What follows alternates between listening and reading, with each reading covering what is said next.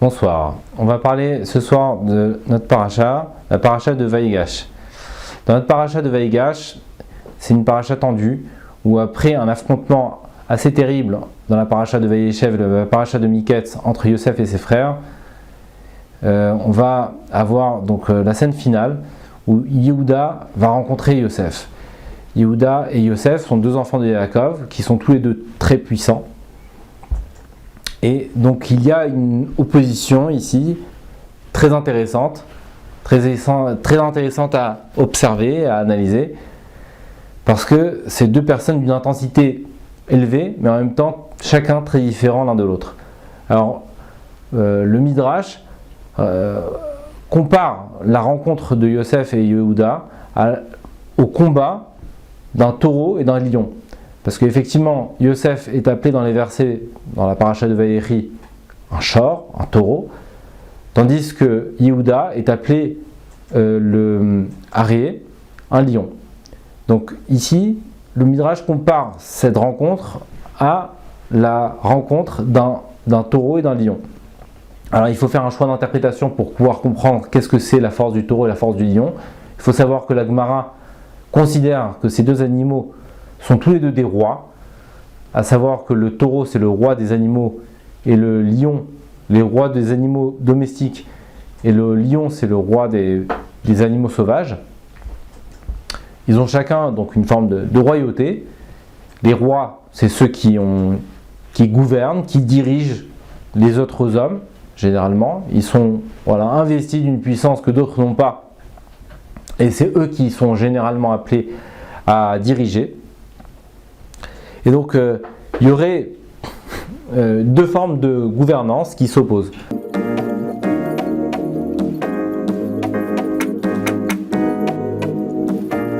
Alors, on peut entendre dans le taureau, la puissance du taureau, le fait que le taureau, c'est un animal d'un poids important qui est capable d'envoyer la totalité de ce poids qui est important sur un adversaire. C'est-à-dire, il va terrasser son adversaire dans le fait qu'il arrive à prendre par sa force, à réunir tout son poids et pour le projeter sur un adversaire. Donc il y a une force de réunion. C'est une forme de la force du taureau provient justement de sa capacité à réunir beaucoup sur une même cible. Tandis que le lion, on peut interpréter de la manière suivante sa puissance, c'est ce qui le caractérise et le singularise, c'est l'engagement total qu'il a dans son combat, l'agressivité et une volonté donc affirmée, une volonté de régner, de dominer. D'ailleurs, le Midrash dit que c'est pas dans l'habitude normalement d'un taureau de faire face à un lion.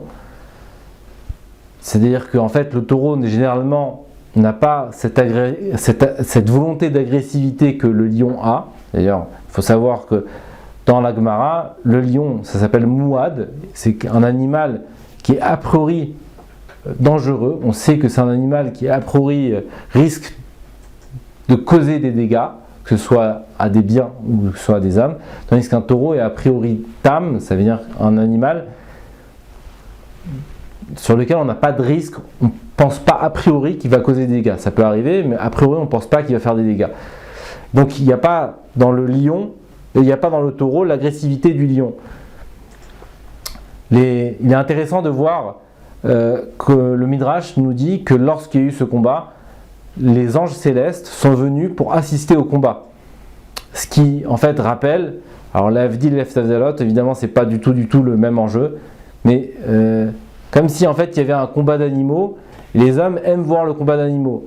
Alors évidemment ça c'est quelque chose de très puéril et cruel, mais derrière ça en fait il y a quelque chose qui est nourri chez l'homme, à savoir qu'il y a des forces dans la création qui sont très différentes les unes des autres, et il y a une volonté chez l'homme, une curiosité de vouloir coordonner ces forces, de les mettre en relation pour pouvoir savoir quelles sont les forces qui prennent le dessus sur les autres.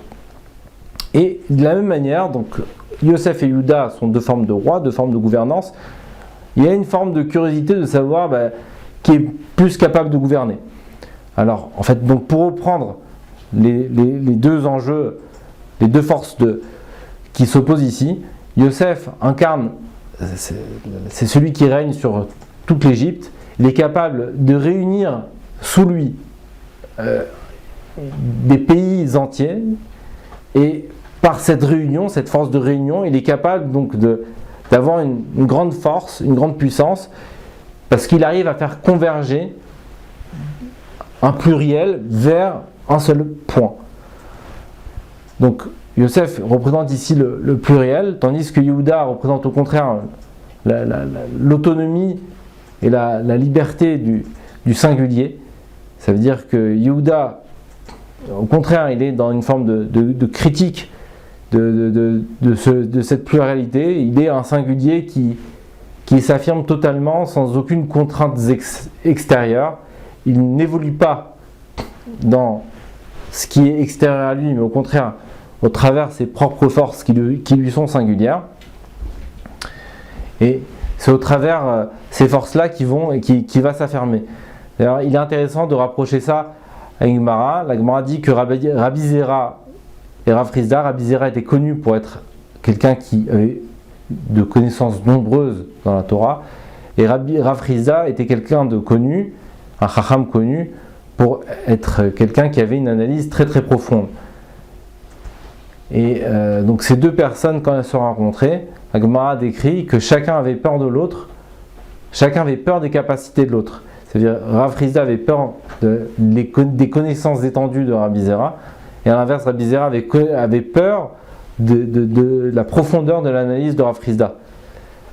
En fait, c'est de nouveau deux forces qui s'opposent, qui sont un petit peu ce pluriel face à ce singulier, à savoir que Rabbi Zera était Chacham.